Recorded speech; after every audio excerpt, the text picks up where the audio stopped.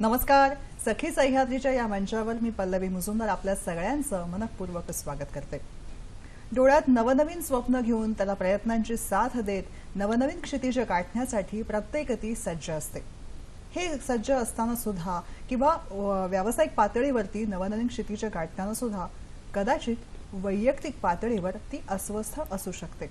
काय बोलू, कोणाशी बोलू किंवा कोणाशी बोलायचीच इच्छा नाही आणि मी बोलले तर लोक काय म्हणतील, या सगळ्यामध्ये या सगळ्या भावभावनांच्या कल्लोळामध्ये ज्या मनाची कोंडी झालेली असू शकते. आणि हे वास्तव आज समाजामधल्या अनेक शिक्षित स्त्रियांचं सुद्धा आहे. अशिक्षित स्त्रियांची गोष्ट काय करावी, पण हो, या सगळ्यामध्ये गुंतलेली अडकलेली ती कोण आहे?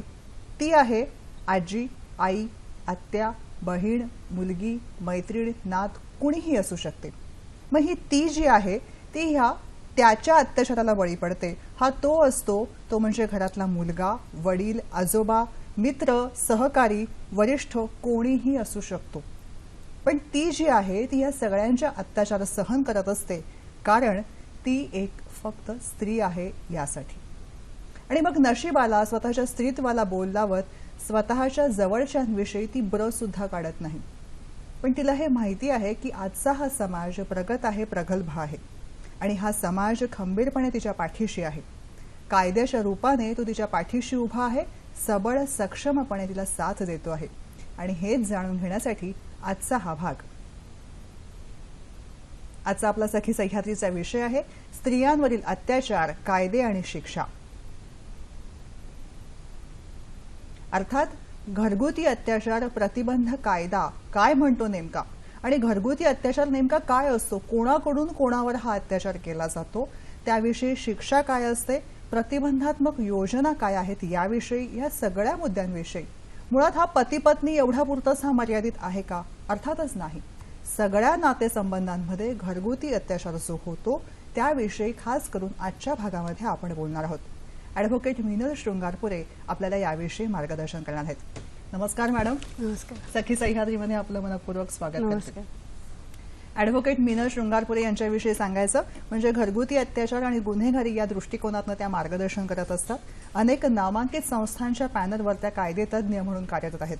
त्याचबरोबर मुंबईत झालेल्या अखिल भारतीय महिला वकिलांची परिषद, ज्याच्यामध्ये सुप्रीम कोर्टचे सरन्यायाधीश यांच्या अध्यक्षतेखाली ही परिषद झाली होती, त्यात ॲडव्होकेट शृंगारपुरे यांचा सक्रिय सहभाग होता.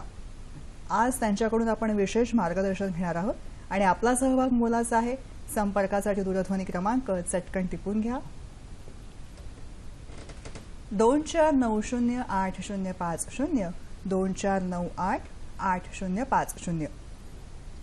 मुंबई बाहेरील प्रेक्षक आणि मोबाईलवरून संपर्क साधताना 022 हा एसटीडी कोड आहे. छोटीशी विनंती, नेहमीप्रमाणे विषयाच्या अनुषंगाने प्रश्न आम्हाला तुमच्याकडून अपेक्षित आहेत आणि प्रश्न विचारताना टीव्ही सेटचा आवाज थोडासा कमी ठेवा, जेणेकरून आमचा आवाज तुमच्यापर्यंत व्यवस्थित पोहोचू शकेल. आपल्या चर्चेला सुरुवात करूया. घरगुती अत्याचार प्रतिबंध कायदा 2015 काय आहे, 2005 काय आहे, याविषयी आपण जाणून घेतोय. ॲडव्होकेट मीनल शृंगारपुरे मॅडम, तुमच्याकडून जेव्हा याविषयी जाणून घ्यायचं आहे असं आपण म्हणतो, तेव्हा मुळातच घरगुती अत्याचार हा काय आहे? डोमेस्टिक व्हायलन्स 2005 हा ऍक्ट आपल्या पार्लमेंटने काढला. न स्त्री स्वातंत्र्यम अर्हती. आपल्या पूर्वीच्या काळापासून हे एक संस्कृत म्हणजे संस्कृत सुभाषित म्हणजे खूपच पूर्वीपासून हे एक अंगवळणी पडलेलं एक गोष्ट आहे की स्त्रीला स्वातंत्र्य द्यायचंच नाही. स्त्री आता ही स्त्री ही कुटुंबाची प्रमुख म्हटली पाहिजे ॲक्च्युली, कारण ती कुटुंबाला घडवते. अशा कुटुंबामध्ये जेव्हा काही अत्याचार सुरू होतात त्याच्यासाठी मग कुटुंब न्यायालय वगैरे चालू झाली, पण तरी सुद्धा कुठेतरी ती अजूनही तिला अत्याचाराला ती सामोरी जात होती. तिला अजूनही काही गोष्टींना म्हणजे तिला कुठल्याही ती स्वतःहून तोंड गिळून मूग गिळून ती गप्प बसायची, सहन करायची, विहिरीला कवटाळून घ्यायची, स्वतःवरती रॉकेल ओतून घ्यायची. अशा ह्या घटना अजूनपर्यंत खेडोपाड्यात चाललेल्या आहेत. ह्या घटनांना कुठेतरी आळा घालण्यासाठी उपाययोजना करायच्या होत्या. 1995 मध्ये बेजिंग डिक्लरेशन मध्ये आणि 1994 मध्ये व्हिएना अकॉर्ड झाला. त्याच्यानुसार असं लक्षात आलं की म्हणजे त्यांनी अशी कबुली दिली की तो जो काही कायदा आहे किंवा घटना घडतात कबुली दिली की ह्युमन राईट्स म्हणजे महिलेवरचे अत्याचार आहे हे ह्युमन राईट्स हा इश्यू आहे. महिला ही मानवी अधिकारात तिचं महिलेवरचे अत्याचार हे मानवी अधिकाराचे आहेत. तर त्यानुसार बेजिंगने डिक्लरेशन मध्ये त्यांनी कबुली दिली आणि व्हिएना अकॉर्ड मध्ये कबुली दिली. युएनओने सांगितलं की काही नाही, महिलांचं संरक्षण हे झालंच पाहिजे. ओके. अशा तऱ्हेने ज्यावेळेस देशाबाहेर म्हणजे जगात ह्या गोष्टी होत होत्या त्यावेळेस असं होतं की आता इंडियाने मग सगळ्या आपल्याकडचे इतर कायदे होते, IPC होतं, CRPC मध्ये काही 125 मेंटेनन्स मधून तिला प्रोटेक्शन आहे किंवा इंडियन डायव्होर्स ऍक्ट आहे, स्पेसिफिक मॅरेज ऍक्ट आहे, तरी सुद्धा आपण कुठे कमी पडतो आहोत असं कायदे तज्ज्ञांनी आणि लॉ रिफॉर्मेटिव्ह कमिटीजने एकत्र बसून विचार केला. तो विचार त्यांचा सुज्ञ होता आणि 2005 साली सप्टेंबर 2005 साली हा डोमेस्टिक व्हायलन्स ऍक्ट हा आला आणि त्याचं जे रूल्स आले ते 2006 26 ऑक्टोबर 2006 पासून त्याचे रूल्स आले. बेसिकली हा कायदा महिलांवरचे अत्याचार म्हणजे हा जो काही कायदा आहे हा कायदा काय सांगतो तर ही स्त्री ही एकटीच नाही तर म्हणजे स्त्री नवरा बायकोंच्या कपॅसिटी मधली स्त्री नव्हे, म्हणजे बायको म्हणजे ती स्त्री नव्हे तर ती स्त्री ही घरातली म्हणजे तिच्या बिफोर मॅरेज लग्नाच्या अगोदरची ती स्त्री, मुलगी किंवा मग लग्नानंतरची मोठी बाई ही कुठलीही म्हणजे ही वाईट डेफिनेशन केली त्यांनी. स्त्रीच बाकीच्या कायद्यांमधल्या त्रुटी भरून काढण्यासाठी हा एक अत्यंत चांगला कायदा काढलेला आहे. म्हणजे मॅडम मी सांगू इच्छिते की ज्या वेळेस एखादी स्त्री हा कायद्याने एखाद्या पुरुषावरती केस फाईल करते तेव्हा त्या पुरुषाचे खरोखर धावे दणाणतात. ते पुरुष अक्षरशः घाबरतात कारण ह्या कायद्यानुसार म्हणजे बाकीच्या इतर आत्ताच्या प्रेझेंट कायद्यामध्ये कुठल्या कुठल्या त्रुटी आहेत त्या सगळ्या भरून काढणाऱ्या ह्या कायद्यामध्ये त्यांनी कव्हर केलेलं आहे. जेवढं केवढं करता येईल तेवढं. आता ही स्त्री कोण आहे तर ती मुलगी आहे, ती भाची असू शकते, ती पुतणी असू शकते, काका मामा तिच्यावर अत्याचार करतो, वडील अत्याचार करतात. सर आपल्या कुटुंबांमध्ये वडील नाही चांगले असतात पण खेडोपाड्यात किंवा अजूनही जे म्हणजे एज्युकेशन घेतलं म्हणजे तो माणूस संस्कारित आहे असं नाही. विकृती ही मनाच्या कुठल्याही टप्प्याला तुम्ही कितीही इकॉनॉमिकली कितीही वरती गेला तरी सुद्धा ती विकृती एक ती आहेच. मग ती स्त्री बायको आहे, ती स्त्री सासू असू शकते, जावई एक तिच्यावरती अत्याचार करत असेल तरी सुद्धा ती त्याच्यावरती फाईल करू शकते.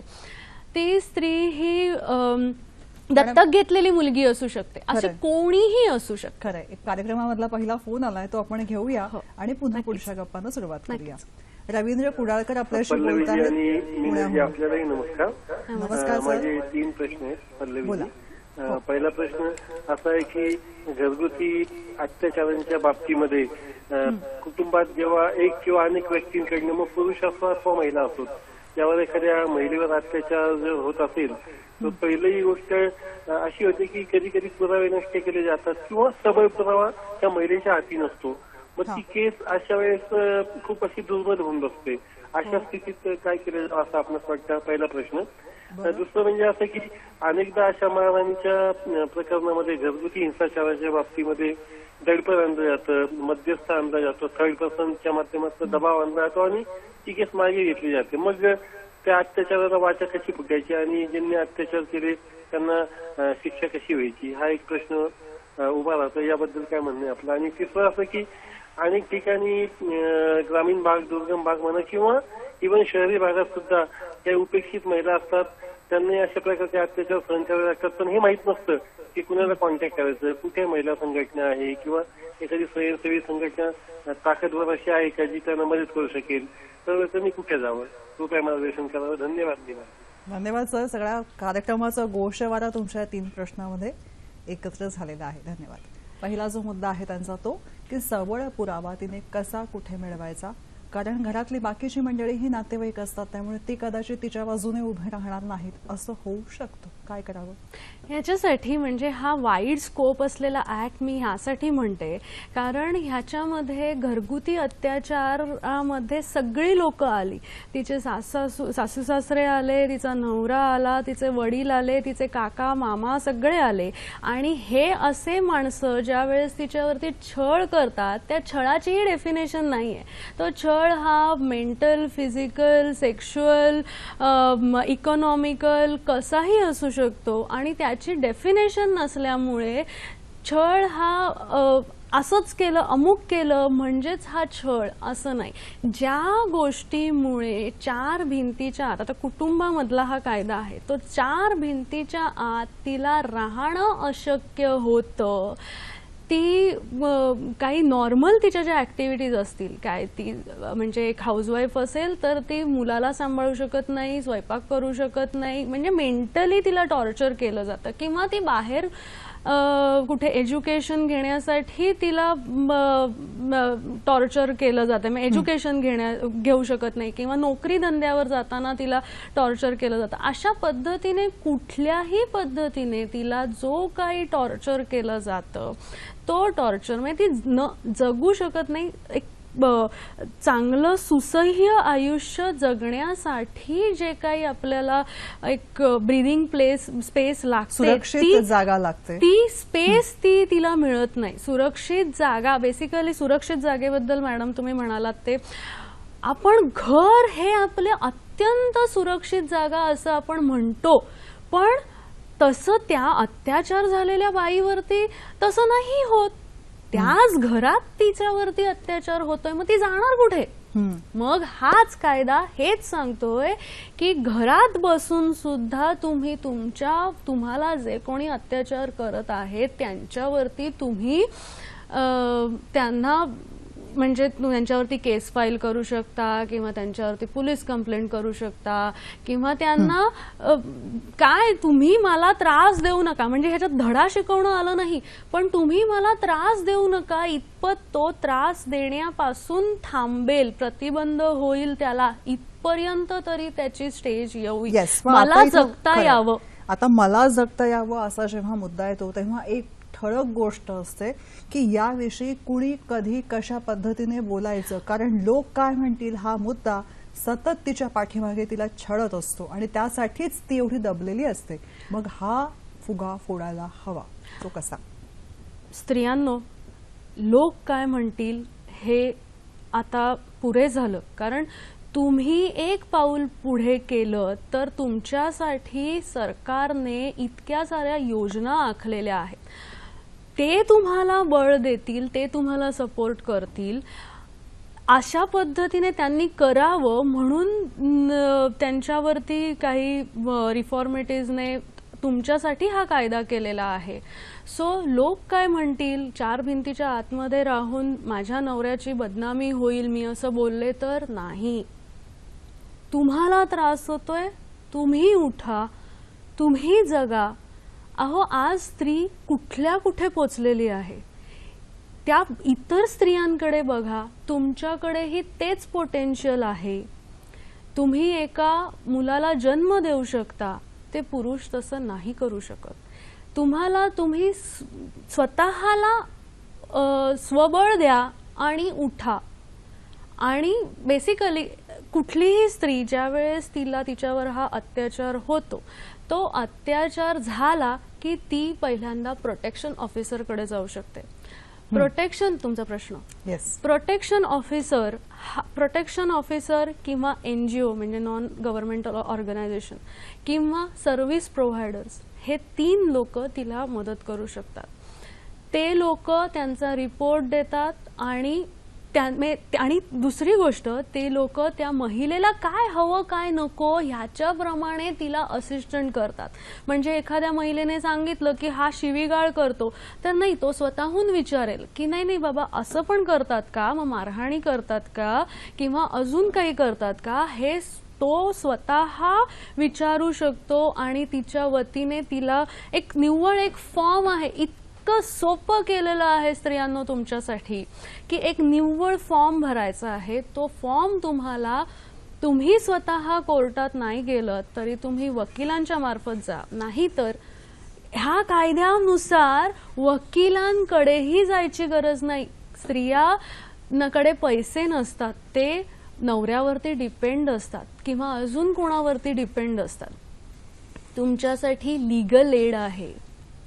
राज्याने इतक्या सोयी सुविधा तुमच्यासाठी केलेल्या आहेत. तुम्ही फक्त सांगा माझ्यावर अत्याचार होतो आहे आणि तुम्ही तसेच सांगा. बेसिकली काय होतं, एकदा पहिल्यांदा फर्स्ट स्टेजला बायका म्हणतात की माझ्यावरती खूप अत्याचार झालेले आहेत. मग पुढच्या स्टेजवरती त्यांनी जेव्हा मदत केली की ह्या नवरा तिला धमकावतो घरी जाऊन की हे काय असं कसं केलंस वगैरे, ती मागे पाऊल घेते. तुम्ही मागे पाऊल घेऊ नका. तुम्ही तसेच बेसिकली जे काही तुमचे गारहाणं आहे, तुमच्या ज्या काही कंप्लेंट्स आहेत त्या मांडा. मॅडम, पुढचा फोन आलेला आहे तो घेऊया.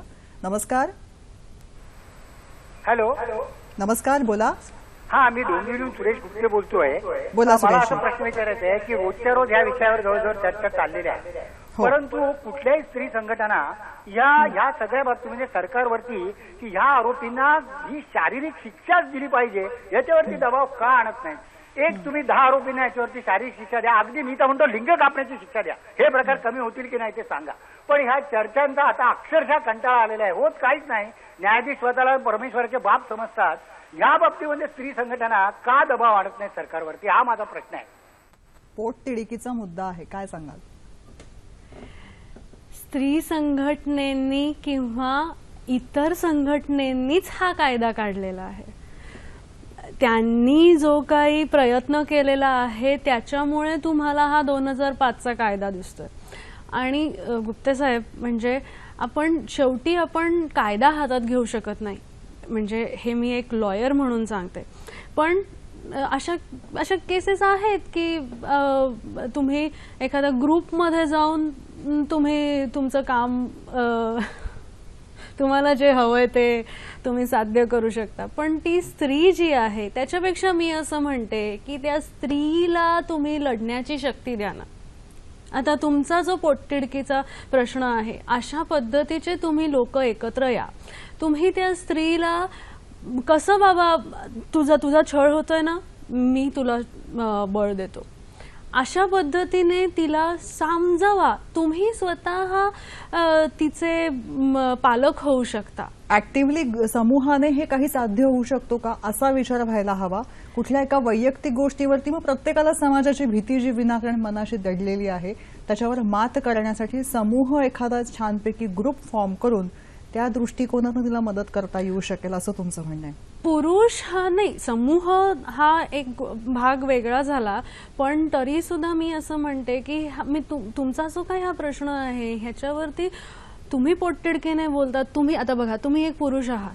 मी हेच म्हणते आहे, सगळे पुरुष सारखे नाही आहेत किंवा सगळ्या स्त्रिया सारख्या नाही आहेत. पुरुषांनी पुरुषत्व गाजवावं ते कशाच्या जोरावरती, तर असे जे काही अबला सबला ज्या काही तुम्हाला सोशल ऍक्टिव्हिटीज दिसतील, त्यांना तुम्ही वरती आणा, त्यांना तुम्ही सपोर्ट करा, पाठिंबा द्या.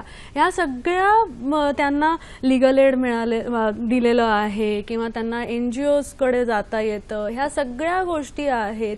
तुम्हीही त्यांना मदत करा, म्हणजे त्यांना एक पाठबळ येईल. तुम्ही तुमच्या घरात तर करतच नसाल, पण तुमच्या बाजूच्या शेजार पाजारी हे अत्याचार होतच असतील असं नाही म्हणू शकत. आणि हे अत्याचार हे इतक्या वेगवेगळ्या तऱ्हेचे आहेत. तुम्ही लेक्चर्स घ्या ना, तुम्ही लेक्चर्स घ्या. संध्याकाळचे एखाद्या गार्डनमध्ये कुठेही बसून लेक्चर्स घ्या. त्यांना शिकवा की कुठल्या पद्धतीचे अत्याचार म्हणजे महिलेने कशा पद्धतीने वागावं, मी कुठल्या पद्धतीने तिला मदत करू संरक्षण शकतो, करावं. संरक्षण करू शकतो, तिने कुठे कुठे जावं. ऍक्च्युली महिलेला हे अत्याचार आहेत हेच माहिती नाही. अगदी बरोबर आहे, अगदी बरोबर आहे. तिला मानसिक असं छळ, वाटतं- शारीरिक छळ ह्या सगळ्या बाबी येतात, पण मानसिक छळ हा छळ असतो हेच तिला कळत तिला नाही. असं वाटतं मी स्त्री आहे ना, म्हणजे मी हे सगळं सहनच करायला पाहिजे. असं पुरुष विचार करतात का? नाही, पुरुष असा विचार करत नाही. मी एक उदाहरण सांगते. बाई जेव्हा एखाद्या पुरुषावरती प्रेम करते, त्या पुरुषाकडे एक 10 रुपयाची नोट जरी असली ना, तरी गुप्ते साहेब ती असं भावना दाखवते की त्याच्याकडे 1000 रुपये असतील, 1000 रुपये. पण जेव्हा ते नवऱ्यावरती येतं की बाई काहीतरी आजारी असेल किंवा काही गोष्टी, तो तिच्यावरती अत्याचार करायला लागतो. का? बाईने काय नेहमी सहनच करायचं का? नाही. आणि हे बघा, हा कायदा जरी महिलांकरता असला तरीही मी फक्त बाईच्या बाबतीत बाईच्या बाजूने बोलते असंही नाही. मला हेही कळतंय, एक ॲडव्होकेट म्हणून मी रोज घटना बघते आहे, उघड्या डोळ्यांनी बघते आहे. पुरुषांवरतीही ह्या कायद्यानुसार अत्याचार होतात. येस, या मुद्द्याकडे येऊ, एक फोन घेऊ आणि पुन्हा वळू. कविता यांचा फोन आहे. नमस्कार कविता, बोला. हॅलो हॅलो मॅडम, बोला. नमस्कार. बोला. बोला, नमस्कार कविता. Hello madam. बोला कविताजी. हा मॅडम, मी नागपूरवरून बोलते. नमस्कार मॅडम. माझा प्रश्न असा आहे मॅडम की त्या शासकीय नोकरीला दोघही सासरे आणि तिचे मिस्टर, आणि ती जी मुलगी आहे ती अक्षरशः कमी शिकलेली आहे आणि तिला एक बाळ पण आहे, आणि तिचे मिस्टर शासकीय याच्यात नोकरीला असताना त्यांचे रिलेशन बाहेर होते आणि त्या मुलीला सगळं माहित होतं. तरी पण ती सगळा त्रास सहन करून जवळपास तिचा मुलगा 2.5 वर्षाचा होईपर्यंत ती सगळा त्रास सहन करून ती राहत होती. तिचे मिस्टर पण आणि तिचे नणंद, सासू सासरे हे सगळे तिला त्रास द्यायचे. आणि एक वेळेला काय झालं की तिला इतकं मारलं की तिच्या अक्षरशः लिंगावर मारून त्या लोकांनी तिला घराच्या बाहेर काढलं, सगळ्यांनी मिळून. तरीही समाजातल्या कुठल्याही लोकांनी तिला मदत केली नाही, कुठल्या लेडीजने मदत केलेली नाही. आणि अक्षरशः ती बिचारी गरीब घरची मुलगी असताना, खेड्यावरची मुलगी असताना ती मुलगी माहेरी चालली गेली आणि याबाबत काहीही करता आलेलं नाही. याबाबत तुम्ही मला काय मार्गदर्शन कराल? कधी झालाय हा इन्सिडेन्स? आज जवळपास मॅडम दिवाळीच्या 1 वर्ष झालं मॅडम, जवळपास. फारच रिसेंट आहे. त्यांना मार्गदर्शन काय करता येऊ शकेल? कविताजी, तुम्ही कार्यक्रम नीट बघा, मॅडम मार्गदर्शन करतात. या कायद्याचं एक अत्यंत उत्तम गोष्ट अशी आहे की ह्याला लिमिटेशनच नाहीये. 2005 साली हा कायदा सुरू झाला, पण जर जजेसना असं वाटलं, सॅटिस्फाय झाले ते, तर 2002 पासून सुद्धा अत्याचार होत असतील तर त्यांना प्रोटेक्शन आहे. ही जी महिला आहे इंगळे मॅडम, त्या महिलेने तिच्या माहेरी राहून आता कोर्टात केस फाईल करावी, नाहीतर ताबडतोब तिने प्रोटेक्शन ऑफिसरकडे जावं. प्रोटेक्शन ऑफिसर हे मी जे काही म्हणते आहे ना, ते काहीही नाहीये. तुमच्यासाठी पोलीस स्टेशनमध्ये एक महिलाच अपॉइंट केलेली आहे, जी महिला तर महिलेला समजून घेतेच. महिलेला तिने तिचं कंप्लेंट सांगायच्या आहेत, पोलीस स्टेशनमध्ये आहेत. आता मुंबईत 32 ठिकाणी असे प्रोटेक्शन ऑफिसर्स आहेत, म्हणजे महिला पोलीस आहेत. स्टेशनमध्ये तिने संपर्क साधल्यावर तिकडे प्रोटेक्शन ऑफिसर बसलेले असू शकतात. पोलीस स्टेशन मधलाच एक अधिकारी, महिला अधिकारी, ह्या कायद्या अंतर्गत त्याला हे वर्क दिलेलं आहे, जी प्रोटेक्शन ऑफिसर आहे. ह्याच्यातलं मेन सेक्शन हे भायखळ्याला आहे. नागपूरचे आहे तुम्ही, तर नागपूरमध्ये हे आधी तहसीलदारांकडे होत होतं. नागपूरच्या पोलीस स्टेशनमध्येही जा, तुम्ही सुद्धा तिला मदत करू शकता. एक छोटासा मुद्दा इथं असा येतो की त्यांनी आता सांगितलं की घरातले नातेवाईक, जवळचे नातेवाईक हे सरकारी अधिकारी आहेत, मग तिथे केसवरती दबाव आणण्याची भीती ह्या महिलेच्या मनामध्ये आहे, असा मुद्दा त्यांच्या तोंडातून आला होता. नाही, हे बघा, तिचा छळ झालेला आहे ना, आता तर ती माहेरी आहे, जर तिला एवढंच वाटतं आहे तर तिने माहेरी राहून हे करावं, नाहीतर ह्या कायद्याच्या अंतर्गत ती सासरी त्याच घराच्या आतमध्ये राहून त्याला लढा देऊ शकते. आणि तुमच्यासाठी सांगते, ती जर त्या घरात राहिली तर त्या घरात तिला एक रूम, सेपरेट रूम देण्याचा अधिकार, तिचा हक्क आहे. कळलं? म्हणजे एक आता नागपूरमध्ये मोठी मोठी घरं असतात, सो एक 1 बेडरूम तिच्यासाठी सेपरेट देण्याचा तिला हक्क आहे. त्या रूम मध्ये ती जे काही सासू सासरे नातेवाईक जे कोणी असतील, नवऱ्याकडचं कोणीही, म्हणजे आता एक लहान मुलाच्या कडून सुद्धा तिचा छळ होतो, नवऱ्याकडचे जे कोणी माणसं असतात ते. म्हणजे असंच नाही की नणंद आणि सासू तिचा अत्याचार करतोय, पण नंडेची मुलगी असते किंवा जावेचा मुलगा असतो, तो तिला काहीतरी पिंच करतो किंवा काही असे कुठल्याही पद्धतीने इन सपोर्टिव्ह ऑफ हजबंड ते अत्याचार होत असतात. त्या अशा कुठलीही माणसं तिला त्या रूम मध्ये येऊन त्रास देऊ शकत नाहीत. बरं, म्हणजे तिने ह्या क्षणी ताबडतोब जे आहे ते सपोर्टिव्ह ऑफिसरकडे संपर्क साधायला हवा आणि त्याच्या पुढची जी योजना आहे ती सपोर्टिव्ह ऑफिसरच्या मदतीने तिला दाद मिळू शकते असं आपण सांगूया ठामपणे. हो हो अगदी. मॅडम, पुढचा फोन आलेला आहे तो आपण घेऊया. नमस्कार. नमस्कार, बोला. संगीता बोलतात आपल्याशी. हॅलो. नमस्कार, सलग प्रश्न विचारा. हो, मला आवाज येत नाहीये बरोबर. हो, आम्हाला तुमचा आवाज व्यवस्थित येतोय, प्लीज विचारा.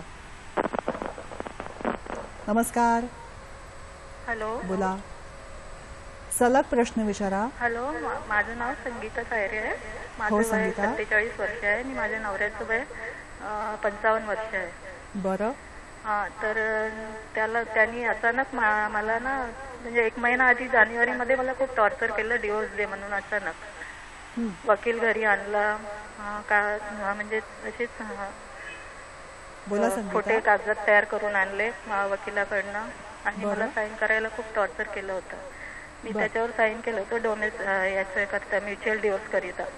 बरं. आणि मग तो मला घरातून बाहेर काढून टाकलं. माझ्या भावाला वगैरे बोलवून मला घेऊन जायला सांगितलं. मी माहेरी गेली, तर माहेरी गेल्यावर त्यांनी 1 महिना मला फोन नाही, काही नाही, म्हणजे त्याच्या घरचे पण आलेत नाही, काही नाही. आणि मग मला त्यांनी एकदम नोटीस पाठवलं आहे डिवोर्स करिता. लग्नाला किती वर्ष झाले? तर मला काय करावं ते संगीता, मार्गदर्शन लग्नाला हवं किती वर्ष झालेली आहे? म्हणजे त्यांनी म्हणजे मला 23 वर्ष, म्हणजे एक पैसा नाही, काही नाही. तो डिव्हिजनल इंजिनियर असून सुद्धा माझ्याजवळ त्याच्या नावाचे म्हणजे 100 रुपये पण नाही आहेत आता. आणि मुलीला पण खूप त्रास द्यायचा. मुलगी माझी 20 वर्षाची आहे. तिला मारझोड करणं, तिच्या अंगावर जाणं, तिचे कपडे ओढणं, खूप म्हणजे खूप त्रास दिलाय, खूप मेंटली टॉर्चर केलेलं आहे. तरी मी काही केलं नाही. मी तरी यायला तयार होती, परंतु संगीता, तुम्ही स्वतःला सावरा. आपला तज्ञ, कायदेतज्ञ याविषयी मार्गदर्शन करतील. प्लीज कार्यक्रम बघत राहा. ही अशी उदाहरणं असतात, अक्षरशः कुठे कुठे आम्हालाही कुठेतरी, म्हणजे आम्ही सुद्धा एक स्त्रीच आहोत किंवा आमच्याकडचे सुद्धा पुरुष म्हणतात, बापरे किती अत्याचार होत आहेत. संगीता मॅडम 23 वर्ष लग्नाची झालेली आहेत. हा माणूस तुमच्यावरती खूप अत्याचार करतोय, खूप सहन करून घेतलं. आता तर मी म्हणते, माहेरी नाही, तुम्ही पोलीस कंप्लेंट करा पहिल्यांदा ह्या सगळ्या टॉर्चर विषयी आणि ताबडतोब डोमेस्टिक व्हायलन्स ऍक्ट खाली तुमची केस फाईल करा. तुमच्या घरात राहून, म्हणजे सासरच्या घरात राहून कशाला तुम्ही माहेरी. बेसिकली आता बघा, तुमचा भाऊ आणि तुमच्या वडिलांवरती हेही दडपण येत असेल ना, आणि तुम्हालाही असं वाटत असेल की मी माझ्या माहेरी राहून तू त्यांच्यावरती दडपण आणतीये. त्यांच्यावरही दडपण आणू नका, पण ह्या माणसाला शिक्षा करा. तुमची मुलगी ही तुम्ही तुमच्या बरोबर ठेवू शकता. त्या पुरुषाला, तुमच्या नवऱ्याला तिचं कस्टडी आपण तसं कोर्टाला सांगू की तुम्हाला इतका अत्याचार केलेला आहे, त्या मुलीचेही कपडे बिपडे फाडलेले आहेत. म्हणजे एक वडील असे, ही एक वडील असं करत नाहीत. सो आपण ह्याच्यावरती IPC आहे, डोमेस्टिक व्हायलन्स ऍक्ट आहे, तुम्ही मेंटेनन्स क्लेम करू शकता. ह्या ऍक्टचं प्रेक्षक हो, ह्या ऍक्टचं अजून एक गोष्ट अशी आहे की सगळ्या ऍक्टमध्ये तुम्ही ॲट अ टाइम फाईल केलं तरी सुद्धा ह्या ऍक्ट खाली तुम्ही प्रोटेक्शन घेऊ शकता. आणि ह्या ऍक्टचं जे काही अगदी धागेदोरे इतके सोपे आणि चांगले आहेत की महिलेला पूर्णपणे बळ मिळतं. ती त्याच्याच घरामध्ये राहून तो काहीच करू शकत नाही हे त्याला एक घुसमट आहे की नाही. हो खरंय. आणि तरी सुद्धा जज किंवा पोलीस ऑफिसर तुमच्या बाजूचे असतात. महत्वाचं आहे आणि तुम्ही कुठेतरी पाऊल उचलायची गरज आहे. कारण तुम्ही डगमगलात तर आम्ही तुम्हाला सपोर्ट करू शकत नाही. मी म्हणजे अजून कोणीही माझ्यासारखे अनेक कायदेतज्ञ माझ्यासारखे अनेक, तो एनजीओ असेल किंवा तो प्रोटेक्शन पोलीस ऑफिसर असेल किंवा तो जज साहेब असतील, ते ह्याच्यापैकी कोणीही जी सिस्टीम आहे ती सिस्टीम आम्हाला तुम्हाला सपोर्ट करू द्यात. आणि तुम्ही आता त्याच्यासाठी तुम्ही एक पाऊल पुढे या. तुम्हाला मी हे जे काही ऍक्ट सांगितलंय त्याच्या सगळ्या खाली डायव्होर्स फाईल करू नका. कारण शेवटी माझं असं साधारण एक म्हणणं आहे की तुम्हाला पुढे तुमच्या दुसऱ्या आयुष्यात तुम्हाला जर पुढे सेटल करायचं असेल तर गोष्ट वेगळी, पण तुम्हाला नाही करायचं आहे तर त्या मुलीकडे बघून तुम्ही ह्या इतर ऍक्ट मधून जर तुम्हाला प्रोटेक्शन मिळत आहे तर डायव्होर्स फाईल करण्याची काहीच गरज नाहीये. 23 वर्ष लग्नाला झालेली आहेत म्हणून सांगते. एखाद दुसरं झालं असतं तर गोष्ट वेगळी होती. संगीताताईंच्या नवऱ्याने सुद्धा जबरदस्तीने त्यांच्याकडून सही करून घेतलेली आहे की म्युच्युअल डिव्होर्ससाठी तू तयार हो म्हणून. मग तुम्ही तसं कोर्टाला सांगा की ही जबरदस्ती केलेली आहे, मला नाहीये मान्य. त्यांना तुम्ही आवाज उठवा, कोर्ट तुम्हाला मदत करेल. म्हणजे या क्षणी त्यांनी केस फाईल करायला हवी, प्रोटेक्शन ऑफिसरकडे संपर्क साधायला हवा. कशाला अत्याचार सहन करायचे असे माझा निव्वळ एक प्रश्न आहे. निमूटपणे आता तुमच्या प्रोटेक्शनसाठी गुप्ते साहेब पहिला कॉल जो होता ते पोटतिडकीने काय सांगत होते ते तर उलट ऍजिटेशन करायला निघाले होते. त्या ऍजिटेशनच्या पेक्षा हा एक सोपा उपाय आहे ना की तुम्ही महिलाच पुढे व्हा, आम्ही तुम्हाला सपोर्ट करू. कायदा सपोर्ट करतोय. आता मगाशी आपण म्हणत होतो की त्याने प्रोटेक्शन ऑफिसरकडे जाऊन या प्रत्येक व्यक्तीने फॉर्म भरायचा आहे.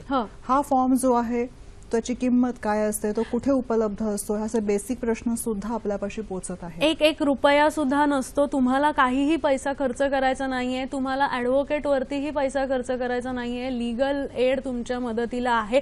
तुम्ही फक्त अत्याचाराविरुद्धचा आवाज उठवा, बास. तुम्ही तो प्रोटेक्शन, तो जो फॉर्म आहे तुम्हाला एक फॉर्म मिळतो आहे म्हणजे तुम्हाला सगळं मोठं पिटिशनही करायची गरज नाहीये. आणि तो फॉर्म प्रोटेक्शन ऑफिसर पाशी असणार आहे, बरोबर? हो, प्रोटेक्शन ऑफिसर म्हणजे सगळ्या वेगवेगळ्या एजन्सीजकडे मिळतो किंवा मग कोर्टातही मिळतो. ते लोक आपल्याला सांगतीलच, ती त्या कन्सर्न व्यक्तीला मार्गदर्शन करतीलच की इथे जा, इथे आल्यावरती आता इथे बसा, हा फॉर्म भरा आणि मग ते तुम्हाला फॉर्म भरायला मदतही करतील की अहो हे तुम्ही भरलं का, हे पण होतंय ना तुमच्या बाबतीत. म्हणजे आता 23 वर्षात ते कपडे फाडतोय मुलीचे म्हटल्यावरती त्या फॉर्म मधल्या सगळ्याच टीका येतील असं मला वाटतंय तुम्हाला. सो तुम्ही तो फॉर्म निव्वळ भरा. इनफॅक्ट काय होतं माहितीये का, पिटिशन हे आम्ही फाईल करतो म्हणजे एक ऍडव्होकेट किंवा अजून दुसरे कोणीतरी फाईल करतं. आम्ही कुठले तरी मुद्दे विसरून जातो किंवा तुम्ही आम्हाला काही गोष्टी इन्स्ट्रक्शन्स दिलेल्या असतात त्या राहून जातात. त्या तशा काहीच नाहीये ना ह्याच्यामध्ये. एक निव्वळ फॉर्म भरायचा आहे. त्या फॉर्मचं नाव काय आहे? नाही, तो फॉर्मच तसाच येतो म्हणजे डीव्ही ऍक्ट खाली एक फॉर्म म्हणून. बरं, त्यांना म्हणजे कुठेही कुठल्याही व्यक्तीने, राज्यातल्या शहरातल्या कुठल्याही व्यक्तीने मॅजिस्ट्रेट कोर्टात, हे बघा एक लक्षात घ्या, हा सिव्हिल लॉ जरी असला कळलं तरी सुद्धा ह्या तुमच्या पद्धतीच्या ज्या घटना घडता आहेत ना त्याच्यासाठी ह्याला क्रिमिनल बॅकग्राऊंड दिलेलं आहे. हे जाते केस मॅजिस्ट्रेट कोर्टात आणि ह्या सिव्हिल लॉ आणि क्रिमिनल लॉचं दोघांचं मिळून एक त्यांनी चौकट तयार केलेली आहे आणि तुम्हाला बेस्ट पॉसिबल ज्या काही गोष्टी होतील त्या सगळ्या तुम्हाला एका छताखाली आणून दिलेल्या आहेत. ठीक आहे, आता हे तिने कंप्लेंट फाईल केलेली आहे. पुढचा टप्पा आहे तो म्हणजे फॉर्म भरून झालेला आहे आणि त्याच्या पुढचा टप्पा, त्याच्या आधीचा किंबहुना टप्पा की स्वतःच्याच घरामध्ये राहून हे सगळं प्रोसिजर चालू आहे. पुढे काय? पुढे असं की तो प्रोटेक्शन ऑफिसर त्याचा रिपोर्ट फाईल करेल, तो मॅजिस्ट्रेटकडे सेक्शन 12 ह्या ऍक्टच्या सेक्शन 12च्या खाली तो मॅजिस्ट्रेटकडे जाईल रिपोर्ट, आणि त्या मॅजिस्ट्रेटकडे तो रिपोर्ट गेल्यापासून 3 दिवसाच्या आत त्याला फर्स्ट हिअरिंगसाठी डेट द्यायला लागेल. ती फर्स्ट हिअरिंग सुद्धा 2 महिन्याच्या आत 60 डेज ते त्यांनी त्याचा ऑर्डर केली पाहिजे. ह्या ऍक्ट खाली त्याला भरपूर काही काही रिलीफ्स मिळत असतात. रेसिडेन्शियल ऑर्डर मिळते, शेअर्ड हाऊसहोल्ड मिळतं, कस्टडी मिळते, तात्पुरता ताबा, मुलांना कस्टडी देत नाहीत. माझा मुलगा कुठेतरी दुसरीकडे वाढतोय, मला बघूनही देत नाहीत, हाही एक अत्याचारच आहे. कस्टडी मिळते, पण ती टेम्पररी कस्टडी मिळते.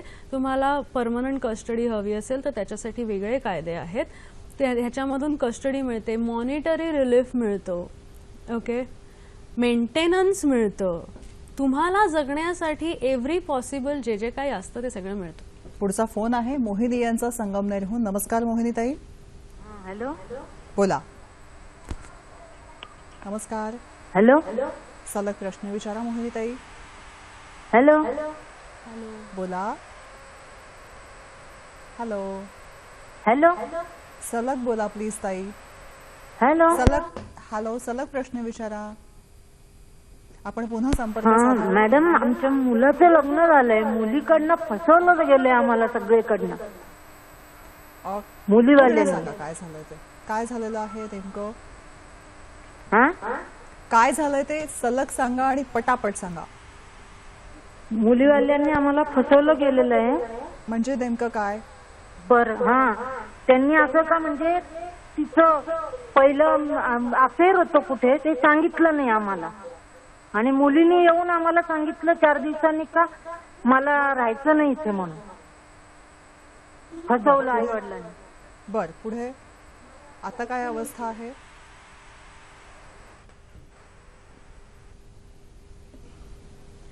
बरं, अजून त्यांच्याशी संपर्क, जास्त प्रश्न विचारता नाही आला, पण ह्या जुजबी माहितीवरती काय मार्गदर्शन करता. हा ऍक्ट पुरुषांसाठी नाही. त्या मुलीने जरी तुम्हाला फसवलेलं असेल तरी सुद्धा ही एका नाण्याची दुसरी बाजू झाली. माझ्याकडे, मी फक्त काही मुलींच्या बाजूची लॉयर नाहीये, माझ्याकडे कित्येक मुलं येतात जे क्लायंट्स आहेत माझे. ह्या ऍक्ट खाली तुम्हाला प्रोटेक्शन नाहीये, पण तुम्हाला IPC खाली प्रोटेक्शन आहे. तुम्हाला डायव्होर्स हवं असेल तर डायव्होर्स तुम्ही अप्लाय करू शकता. आणि मी पुन्हा म्हणेन, मी पुन्हा त्या मुद्द्यावरती, आता हा मुद्दा इथे झालेला नाहीये, पण लग्न ही अगदी थोड्याशा वेळात जमून जातात. तुम्हाला जर इतकं आयुष्य काढायचं आहे तर तुम्ही थोड्याशा वेळात न भेटगाठी घेत, कोणाचं तरी अमक्याचं रिलेशन आलेलं आहे म्हणून तुम्ही थोड्याशा वेळात त्या निर्णयावरती येऊ नका. सगळी माहिती काढा आणि लग्न करा. लग्न हा एक खूप मोठा संस्कार आहे आणि तो तसाच राहू देत. हल्ली खूप त्याचा ऍक्च्युली बोजबारा वाजलेला आहे. लग्नाला कोणी मानतही नाहीये, म्हणून हल्ली लिव्हिंग रिलेशनशिप असते. लिव्ह इन रिलेशनशिप वरून आठवलं की ह्या कायद्यामध्ये लिव्ह इन रिलेशनशिप मधल्या बाईला सुद्धा तरतूद आहे. मॅडम, पुढचा फोन आला आहे, तो आपण घेऊया. नमस्कार. गीता बोलतात आपल्याशी. नमस्कार गीता, पनवेलहून. हॅलो, बोला गीता ताई. हा मॅडम, माझा प्रश्न असा होता, माझी बहीण आहे, ती आजारी आहे आणि नवरा तिच्याकडे उपचार करतो नवरा, पण नवरा तिच्याकडे सांगतो की मला दुसरं लग्न करायचंय, तर मला तू लिहून दे, आणि 2 मुलं आहे, तर मग त्यांचं काय होणार, म्हणून ती त्याचा अत्याचार सहन करते आणि तो तिला मानसिक त्रास, शारीरिक त्रास करतो. तर ती त्या आजारामुळे तो टॉर्चर करतो, त्यामुळे ती तब्येत तिची चांगली होत नाहीये, कारण मानसिक स्थिती तिची गमावलेली आहे आणि आई वडील नाहीये तिला.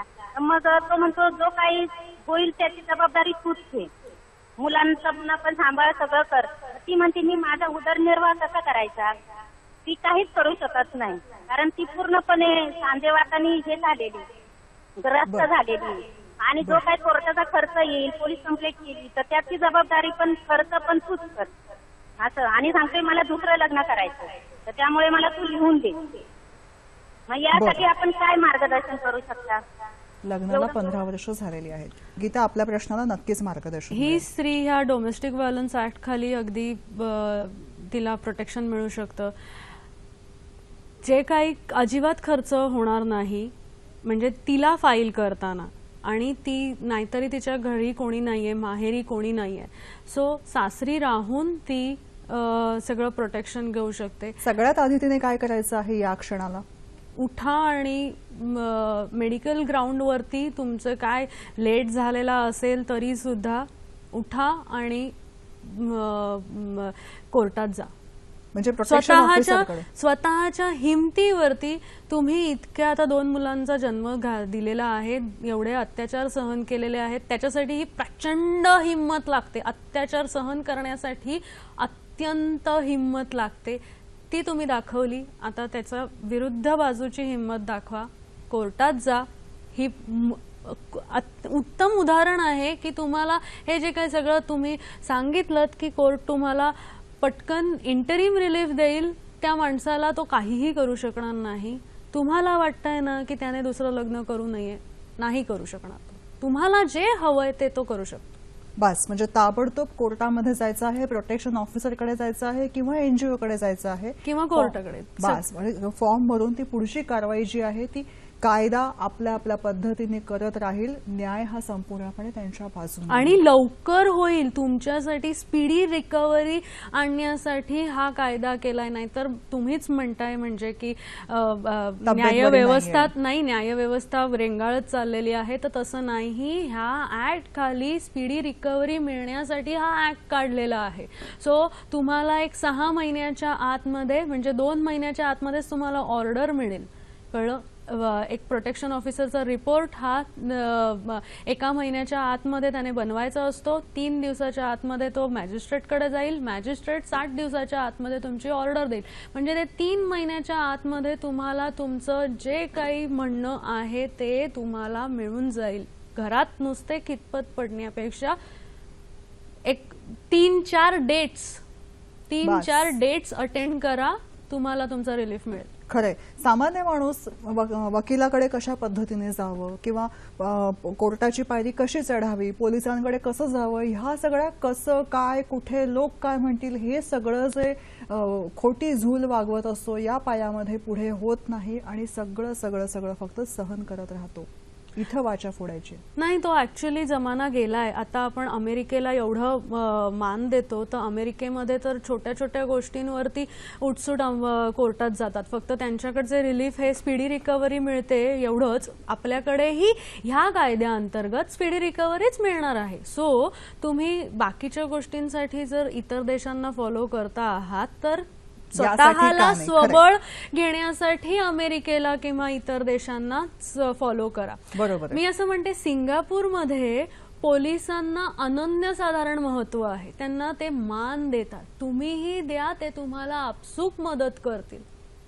खरंय. आत्ता जो मुद्दा आला होता तो म्हणजे बदल. घाबरू नका त्या पोलिसांना. मी असं म्हणते, ते पोलीस हे आपण त्यांना मित्र आहेत, मित्र, भाऊ असे आपण त्यांना हाक मारतो. आम्ही तर पोलिसांना भाऊ म्हणून हाक मारतो. सो ते आपल्याला तुम्हाला जसं पाहिजे तसं तुम्हाला ते मदत करतील, कारण तुमच्यावरती खरोखर अत्याचार झालेले आहेत. असं नाही की आता दुसरा केस तुम्ही मुलाच्या बाजूचीही ऐकलीत. सो मुलीच्या बाजूचे तुमच्यावरती खरोखर अत्याचार झालेले आहेत. सो पोलीस तुम्हाला मदत करतील. ठीक आहे. आधुनिक काळामधली रिलेशनशिप म्हणजे लिव्ह इन रिलेशनशिप, आणि त्यामध्ये सुद्धा हा कायदा मदतीचा आहे. वेळ कमी आहे, पण कशा पद्धतीने मदतीचा आहे. कारण अलीकडे लिव्ह इन रिलेशनशिपमध्ये 15-15, 16-16 वर्ष राहिल्यानंतर जोडपी विभक्त झाल्याची उदाहरणं सुद्धा आपल्यापाशी आहेत. मग या पार्श्वभूमीवरती हा कायदा कसा मदतीचा ठरू शकतो? ती जी स्त्री आहे, ही स्त्री जी मी म्हटलं वाईड स्कोप मधली स्त्री, ती लिव्ह इन रिलेशनशिप मधली स्त्री होऊ शकते. आणि ह्या कायद्यामधल्या ज्या काही तरतुदी आहेत त्या सगळ्या सगळ्या सगळ्या share house hold protection officer, protection order, protection order, custody, तिला मूल झालं असेल तर सगळ्या गोष्टी ॲज इफ ती वाईफच आहे ह्या अनुषंगाने तिच्याकडे ते सगळे कायदे अट्रॅक्ट होतात. तिला संरक्षण आहे त्या आता या कायद्याचे पूर्ण कक्षा काय आहे त्याविषयी आपण त्यांना काही सांगू शकू?